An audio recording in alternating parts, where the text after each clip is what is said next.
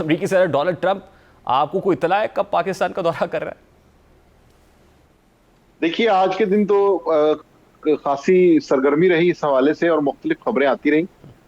लेकिन मैं समझता हूँ कि अमरीकी सदर के दौरा के हवाले से अगर कोई डेवलपमेंट होती है तो वो डेफिनेटली हुकूमत पाकिस्तान की जानिब से या तर्जुमान दफ्तर खारिजा की जानिब से आएगी। वो ज्यादा बेहतर और ज्यादा अथेंटिक होगी। और अमूमी तौर पे यही कहा जा रहा है कि जब वो इंडिया का दौरा करेंगे और मुख्तलिफ जो इलाकाई इजलास हैं उनमें शरीक होंगे, तो उससे पहले या उसके बाद उसी दौरे की एक्सटेंशन में वो पाकिस्तान का दौरा भी कर सकते हैं। तो कुछ अब कुछ उसकी सियासी हतमी हलकों डेट और क्या सियासी होगी? मुबसरीन ने तो यहाँ तक हिट एंड ट्रायल के जरिए से जो है ना वो कहना शुरू कर दिया था जी कि अमेरिकी सदर डोनाल्ड ट्रंप आ रहे हैं और सीधा अडयाला जेल का दौरा करेंगे। देखिए, खुशफहमियां पालने में तो कोई हर्ज नहीं है और इस पर एतराज भी नहीं किया जा सकता, लेकिन जब हम उसको हकायक के साथ मिलाकर देखते हैं तो बहरहाल हकायक उससे मुख्तलिफ ही हैं। और फिल वक्त तो अमरीकी वजारत खारजा या अमरीकी हुकूमत की जानिब से ऐसा कोई बयान सामने नहीं आया कि जिसमें तहरीक इंसाफ या साबिक वज़ीर-ए-आज़म इमरान खान के हवाले से उन्होंने कोई ऐसी बात की हो जिससे पाकिस्तान की पॉलिसी पर या हुकूमत की मौजूदा हिकमत अमले पर कोई फर्क पड़े। बार तो क्या अभी जिस तक तो सोर्स वहां से से ऐसी ये कोई खबर चीज आई नहीं। वहां से तो तरदीद हो गई है और अपोलॉजी भी आ गई, जो मेरा ख्याल है कि बड़ा अच्छा ही जेस्चर है। और जाहिर है कि इस तरह हो अगर तो फिर उस पर यही रिएक्शन होना चाहिए जो अब आया है, बड़ा मुनासिब है। लेकिन जाहिर है कि ये एक इट्सेल्फ एक बहुत बड़ी खबर तो होगी। अगर ऐसा होता तो बहुत बड़ी खबर होती, ब्रेकिंग न्यूज़ होती। जी बिल्कुल, और मैं समझता हूँ कि जो भी रिस्पॉन्सिबल और प्रोफेशनल जर्नलिस्ट है वो इन चीजों को समझता है कि कई दफा कैलकुलेशन में, सोर्स को कंफर्म करने में, इस तरह की खबरों को ब्रेकिंग न्यूज बनाने में कहीं ना कहीं गलती हो जाती है, जो कि बिल्कुल नेचुरल है। और इससे ये होता है कि हमारी रिस्पॉन्सिबिलिटी में भी इजाफा होता है। हमें इस चीज को समझना चाहिए कि हम ब्रेकिंग न्यूज के लिए पहले चीजों को रिकन्फर्म करें, क्योंकि बड़ा नाजुक मामला है। तो इसलिए मैं समझता हूँ कि ये भी एक पॉजिटिव चीज है कि जिसके अंदर बजाय उस पर कायम रहने के, उसकी कोई लॉजिक देने के, उसको बिल्कुल उसके हवाले से जो है वो एक सहाफती जिम्मेदारी का मुजाहरा किया गया है। और बिल्कुल हम ये देखते आए हैं कि इलेक्ट्रॉनिक मीडिया हो या प्रिंट मीडिया हो, जब भी किसी रिपोर्टर से गलती होती है तो ऑनरेबल जो तरीका है वो यही है कि आप अपनी खबर से पीछे हट जाएं और उसके लिए माफी मांग लें। अच्छा, अब माजिद निज़ामी साहब, इस वक्त जो पॉलिटिकल सिचुएशन है उसमें खासी बैकडोर राब्तों की बातें भी हो रही हैं, मुज़ाकरात की बातें भी हो रही हैं। अब ये खबर सामने आ रही है कि इस ख्वाहिश का इजहार जमात इस्लामी से किया गया है कि हुकूमत के साथ मुज़ाकराती को सबील करे। क्या ये खबर दुरुस्त है? देखिए, इस हवाले से बातचीत बिल्कुल हो रही है और उसका जो एक मजहर हमें नजर आता है, जो फैक्चुअल है, वो ये है कि खैबर पख्तूनख्वा की जो सेनेट इलेक्शंस हैं उनके हवाले से बहुत से मुज़ाकरात, बैकडोर बातचीत हो रही है। उसकी वजह ये कि वहां का जो स्कोर कार्ड है बड़ा कॉम्प्लिकेटेड है। एक टेक्निकल मसला ये भी सामने आ रहा है कि अगर स्पीकर इजलास ही नहीं बुलाते, नए लोगों का हलफ ही नहीं होता, तो फिर नंबर गेम क्या होगी। और दूसरा ये कि अगर ऐसा हो जाता है तो फिर नंबर गेम क्या होगी। तो इसलिए वो मेरा ख्याल है कॉन्फिडेंस बिल्डिंग मैयर के लिए खैबर पख्तूनख्वा के सेनेट इलेक्शंस को हमें देखना होगा। आज ये भी खबरें आई हैं कि कहीं ना कहीं इत्तेफाक कर लिया गया है, लेकिन चूंकि कागजात नामजदगी एक साल पहले जमा हुए थे, वो डेट्स वगैरह सब गुजर गई हैं। तो अभी इस चीज के ऊपर थोड़ा सा मजीद एहतियात से देखना होगा। वहां से हमें ये पता चल सकेगा कि हुकूमत और अपोजिशन में किस हद तक कॉपरेशन हो सकती है। क्योंकि खैबर पख्तूनख्वा में इस चीज का बहुत इल्जाम लगता है कि ये हॉर्स ट्रेडिंग होती है, पैसा चलता है, सीटें खरीदी जाती हैं।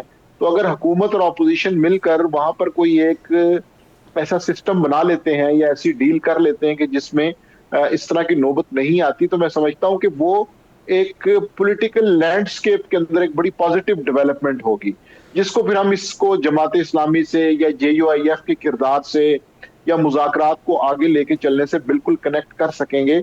और वहां की इतलात अभी तक तो यही है कि हो सकता है कि मुफाहमत की तरफ बात जाए और वोटिंग के नहीं, बगैर ही लाइकली इस बात के खासे तमाम लोग इम्कानात अपनी मुंतखब हो जगह पर जाए। मौजूद हैं कि वोटिंग के बगैर ही या बाकायदा इलेक्शन के बगैर ही बातचीत से मामलात हो जाए। मुझे ये बताइए कि क्या पाकिस्तान तहरीक इंसाफ एहतजाज के पैरेलल भी कोई ऑप्शंस तलाश कर रही है? देखिए, अभी तो मैं समझता हूँ कि एहतजाज का ऑप्शन भी मौजूद नहीं है। और हमने ये देखा है कि इमरान खान की जो 5 अगस्त की एक डेट थी एहतजाज की, उसको वज़ीर आला खैबर पख्तूनख्वा ने बड़ी खूबसूरती से 90 दिन में बदल दिया। और तहरीक इंसाफ की लीडरशिप के ऊपर जो एक इम्तिहान था कि 15 से 20 दिन में वो ऐसा क्या करेंगे कि वो 20 दिन के अंदर बड़े रैलियां जल्द से जुलूस कर सकें, पंजाब में कोई एक्टिविटी दिखा सकें। तो मैं समझता हूं कि पार्टी की क्यादत ने बड़ी दानिशमंदी से उस 5 अगस्त की जो डेडलाइन थी उसको 90 डेज में तब्दील कर दिया है। और इस वक्त मुझे लग रहा है कि पार्टी के अंदर वो तमाम लोग जो मुफाहमत चाहते हैं, जो मुज़ाकरात चाहते हैं, उनका असर बढ़ रहा है। गुज़िश्ता 1 साल में ऐसा नहीं हुआ। तो अब अगर उनका असर बढ़ रहा है और सेनेट के इलेक्शन के अंदर भी कोई मुफाहमत हो जाती है, तो उससे फिर इस चीज का पता चलेगा कि वाकई तहरीक इंसाफ का वो ग्रुप जिसमें बैरिस्टर गौहर हैं, अली मीन गंडापुर हैं, असद कैसर हैं, कि जी वो कहीं ना कहीं कोई रास्ता निकालने की कोशिश करेंगे। अगर ऐसा नहीं होता तो फिर मैं समझता हूँ कि फिर एहतजाज का जो ऑप्शन है उसकी तरफ तहरीक इंसाफ जाएगी। लेकिन उसमें मसला फिर वही है कि खैबर पख्तूनख्वा में एहतजाज का क्या फायदा होगा। ये बिल्कुल ऐसे ही है जैसे पीपल्स पार्टी हम मरकज पर दबाव डालने के लिए हैदराबाद में, सक्खर में, लाड़काना में जलसे शुरू कर दे, तो मीडिया के लिए हेडलाइन तो बन जाएगी लेकिन गवर्नमेंट के ऊपर उसका कोई असर नहीं होगा। तो मामला फिर वही है कि पंजाब से अगर तहरीक शुरू होगी तहरीक इंसाफ की, तो फिर उसका कोई ना कोई असर ठीक। होगा या मुज़ाकरात की। लास्टली माजिद निज़ामी साहब, ये जो 90 डेज की बात गंडापुर साहब ने की, ये बगैर किसी हिकमत, बगैर किसी मसलहत के की? क्या 90 डेज का मतलब नवंबर तक ड्रैग करना है मामलात को, और क्या नवंबर इंपॉर्टेंट है? देखिए, अब मुझे ऐसा नहीं लगता कि नवंबर इंपॉर्टेंट है। उसकी वजह यह कि मुख्तलिफ किस्म की जो कानून साजियां हो चुकी हैं, उसके बाद नवंबर इर्रेलेवेंट हो चुका है। और नवंबर की सिग्निफिकेंस पहले थी, लेकिन हमारे सामने कुछ ऐसी कवानीन बन चुके हैं कि जिनके बाद अब नवंबर की सिग्निफिकेंस वो नहीं रही। मुझे तो लगता है कि चूंकि तहरीक इंसाफ अपोजिशन में है और उन्हें पता है कि अभी हमारे पास कोई ओपनिंग मौजूद नहीं है, तो इसलिए ऑपोजिशन के लीडर्स का ये काम होता है कि वो 3 महीने 6 महीने की डेडलाइंस पे चलते हैं ताकि कारकुन डिसहार्ट ना हो, ना उम्मीद ना हो, हुकूमत के ऊपर भी एक प्रेशर ठीक है माजिद निज़ामी साहब, इस वक्त आमिर मुगल साहब पाकिस्तान तहरीक इंसाफ के रहनुमा, उन्होंने हमें ज्वाइन किया हुआ है। आमिर मुगल साहब, अस्सलाम वालेकुम, बहुत बहुत शुक्रिया आपके वक्त के लिए। माजिद साहब गुफ्तगू कर रहे थे, आपने सुना।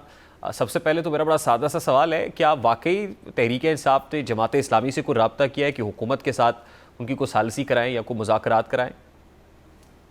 नहीं, खान साहब ने जेल से ये वाज़ेह पैगाम दिया है कि हम एहतजाज करने जा रहे हैं और कोई मुज़ाकरात नहीं करने जा रहे। तो अगर हमने मुज़ाकरात करने होंगे तो वो हमारे मुज़ाकरात जब भी होंगे वो इस्टेब्लिशमेंट के साथ होंगे, और हुकूमत के साथ मुज़ाकरात का फ़ायदा नहीं है क्योंकि इनके अपने पल्ले कुछ नहीं।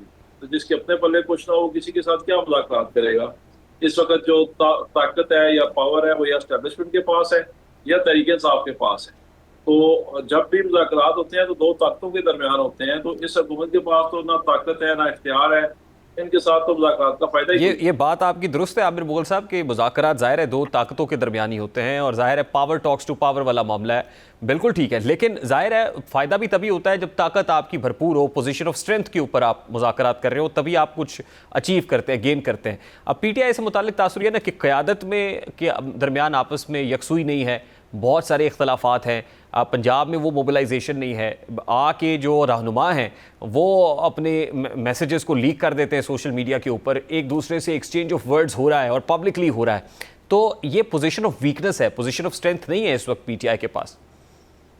देखिए, मैं आपको एक बात बताऊं, तहरीक इंसाफ तो खैर बहुत इस वक्त पावरफुल पोजीशन पे है और शुरू से है। वो दुनिया ने देखा, 8 फरवरी के इलेक्शन में देखा, सारे जुल्म सितम के बावजूद जिस तरह आवाम ने इसको वोट दिया, पूरे पाकिस्तान में किसी भी जगह। लेकिन मैं बिलखसूस पंजाब की बात करता हूँ। अभी मैं आपको बताऊं, हमारी पार्टी ने कॉल दी, इमरान खान साहब ने कॉल दी 5 अगस्त को हमने इसको पीक पे लेके जाना है। एहतजाज तो हमारे शुरू हो चुके हैं पूरे पाकिस्तान में।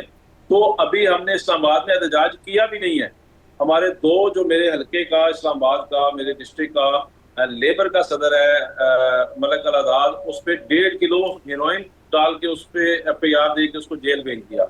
उसका भांजा है मलक शबीर, उस पर भी 1.5 किलो हेरोइन डाल दी। उसके बाद हमारे 4 कारकुनान को LA-48 के इस्लामाबाद के किसी और झूठे केस के सिलसिले में, सियासी केस के सिलसिले में कचहरी आए हुए थे, तो वहां से बाहर निकले, उनको उठा के ले गए और 1 साल पुराने किसी और केस में डाल दिया। तो सर इस एनवायरनमेंट में फिर कोई एहतजाज मुमकिन है PTI की तरफ से? सुन ले, एक हमारे इस्लामाबाद के मेरे रीजन के एडिशनल डिप्टी जनरल सेक्रेटरी हैं राजा मसवास ज्ञानी साहब, कल उनको उठा के उनको एक झूठा पर्चा दे के उनको अरेस्ट कर लिया।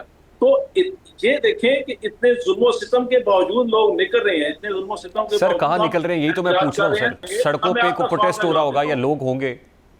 सुने बिल्कुल 5 अगस्त को हम निकलेंगे। इमरान खान साहब के हुक्म के मुताबिक पूरा पाकिस्तान जाम होगा, इस्लामाबाद जाम होगा।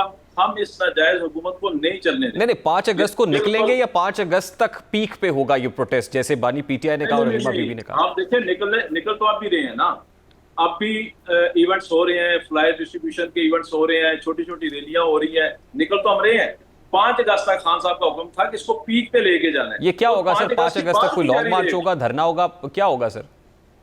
नहीं एहतजाज होंगे, पूरे मुल्क में एहतजाज होंगे और 5 अगस्त को आपको कुछ सरप्राइज मिलेंगे। हम पूरे मुल्क में बड़े बड़े प्रोटेस्ट करेंगे और ये 5 अगस्त के बाद भी जारी रहेगा। फैसल चौधरी साहब का ये स्टेटमेंट है, वो कहते हैं कि अगर पाकिस्तान तहरीक इंसाफ की क़यादत बानी पीटीआई को रिहा करा देना, मौजूदा क़यादत, तो मेरा नाम बदल देना। देखिए फैसल चौधरी साहब भाई हैं हमारे, उनकी अपनी एक असेसमेंट है।